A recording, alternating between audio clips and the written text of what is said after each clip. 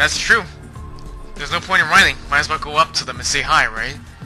Earlier, what Caster said about missing out on information, well, that really is true. You could miss out on information if you don't explore the arena completely, so for the most part, it really does help to scout the arena if you have to.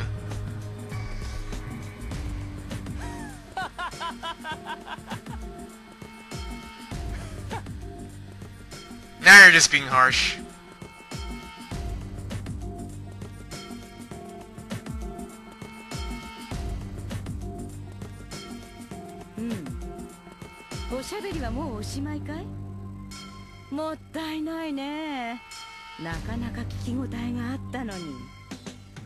Hey, how's it going? Nice plots you have there. ほら、うちのマスターは人間付き合いがご存知の通り下手くそだろ。坊やとは珍しく意気投合しているんで、平和的解決もありかと思ってたんだがね。何勝手に僕を分析してんだよお前。こいつとはただのライバル。いいから痛めつけてやってよ。おやおや、素直じゃないね。だがまあ、自称親友を叩きのめす少年の悪さは私好みだ。いい悪党っぷりだよシンジ。報酬をたっぷり用意しときな。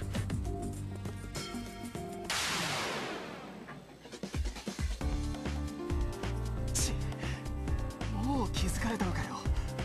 Well, it was inevitable, but here we are, fighting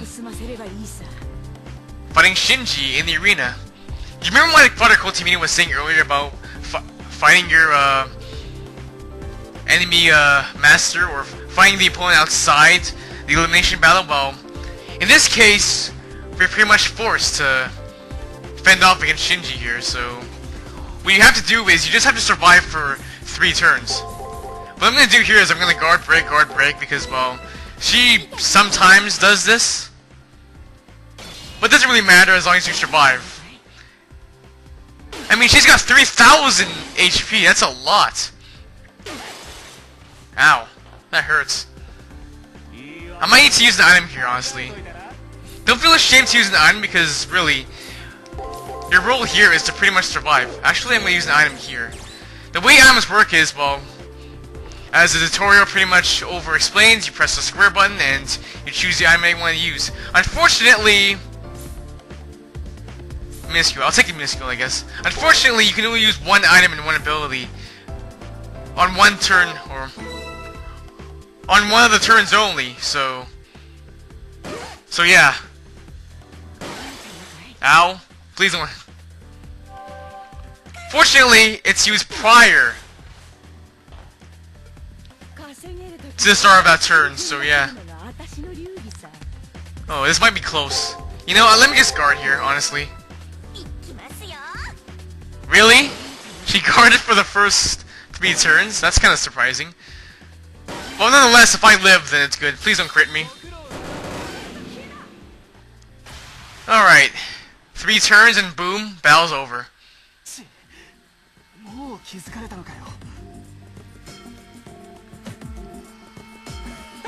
Like Father Kotsumini said earlier, survive 3 turns, boom, battle's over. There's really nothing you can do anyway. I mean, like, she has 3,000 HP, so... Oh, man. That might be true. Alright, we get some information.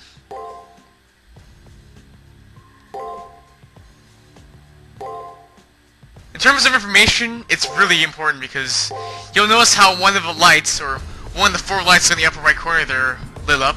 Basically, that's one of our pieces of information that will really help us in the elimination battle.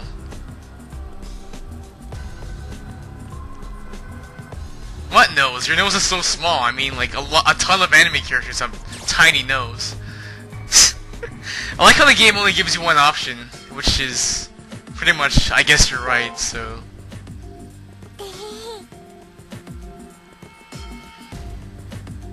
Sure, why not?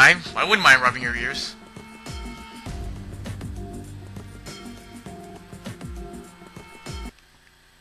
Alright. Well, what I'm gonna do now is I'm gonna go back to the Revolve Fountain, heal up a little bit, and I'll be right back.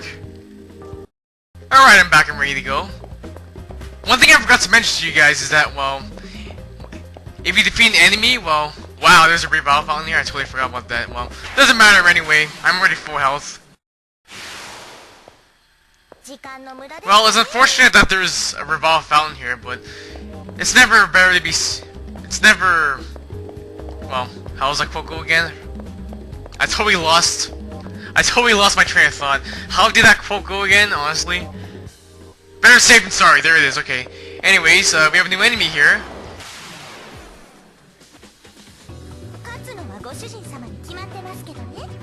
Here we have ourselves an Inspire. This enemy here actually really likes to guard a lot because, well, that's what its family likes to do. So what we're gonna do here is we're gonna use break only.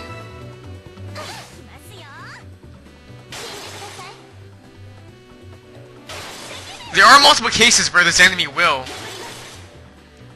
use guard only. So you're better off just using break only. Of course, sometimes it won't work, but for the most part it will. Let's see. Okay, let's see. Break, break, attack, break, break, break, break. Or, hang on. Actually, you know what? Let's attack on turn 4. There's a good chance it might attack on the 4th turn, but you never know. But it's better safe than sorry, as I said earlier. Oh, and earlier, I was talking about how the enemies respawn after a set amount of time.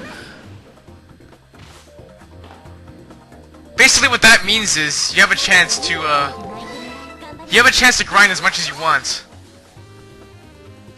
But like I said before, there really is no point in grinding a lot because all you have to do really is just fight every enemy along the way as you clear the arena. So here we have ourselves our red treasure chests. They usually contain very rare items, like a phoenix scarf here.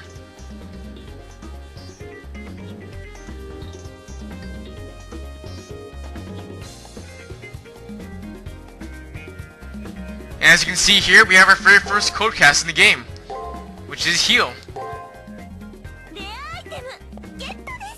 Alright, let's go to equip, and equip that new item on. It also temporarily increases our MP by a bit, so that's pretty nice. Now, the way code casts work is they take up the master's MP, so make sure you have enough MP to actually use it. Fortunately, we have a revival fountain here, so we pretty much don't need to use a phoenix scarf just yet. And I'm not that dangerously low at all, so yeah. I like how the game was like hassling us about MP and code casts, but it wasn't until now that we actually got our first code cast in the game, so. Alright, and for defeating that enemy, what do we get? We get a kendo sword! Remember that item that Taiga was looking for on day 1?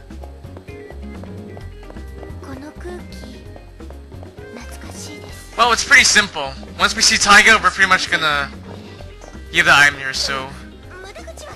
Actually, do I want to fight this enemy now, or do I heal up? Yeah, let's heal up a little bit here. Oops, sorry. Yeah, if you use an item, it kind of interrupts whatever dialogue your servant has, so yeah. Oh well. You have a new enemy here, a Crix. It has a lot of HP, but here, it likes to... It technically likes to guard... No, it likes to attack and... Well... No, it likes to break and attack a lot. It never guards, so... In this case, we're going to... Guard, attack, attack, attack, guard, guard. Based upon what it's using, I could be wrong, but you never know.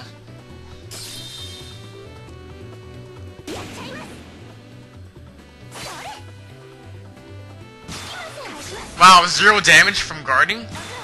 Okay, maybe it was a little overkill using that item there, but oh well. There really is nothing to be ashamed about in terms of using items. I mean, if I'm not mistaken, I think there's something that you get for playing Saber and using a whole bunch of items on Saber. Ow, that actually really hurt.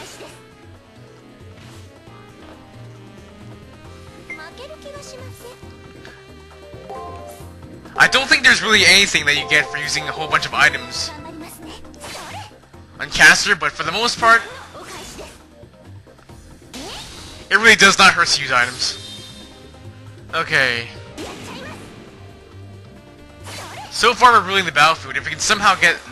If we can win the next one, we pretty much kill this enemy here. But still, zero damage from a guard? Holy moly. And we get an Ether Shard as a bird drop. Really? Because I was. Anyways, here we have the Trigger Chest, which contains our first trigger. Trigger Code Alpha. And the game has to pretty much tell us that, you know, you need the triggers in order to enter the elimination battles, so yeah. Lol. I don't think I've ever heard her say that before, but oh well. And sure, let's leave. The only reason why I kind of went all around there was because I'm kind of OCD when it comes to arena map completion, so yeah. But alright. Day 2 complete. About time, too. What if I told you guys, this is actually my 10th time recording this. I've had so many failed recording sessions that I just never went insane for whatever reason.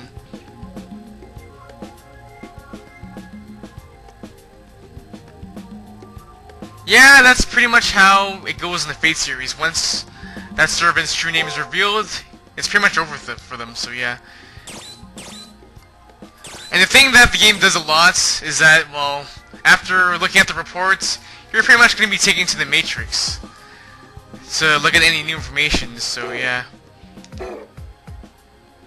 Anyways, I'm going to end the video here, so this is Flash Double Zero flashing off. Goodbye, world!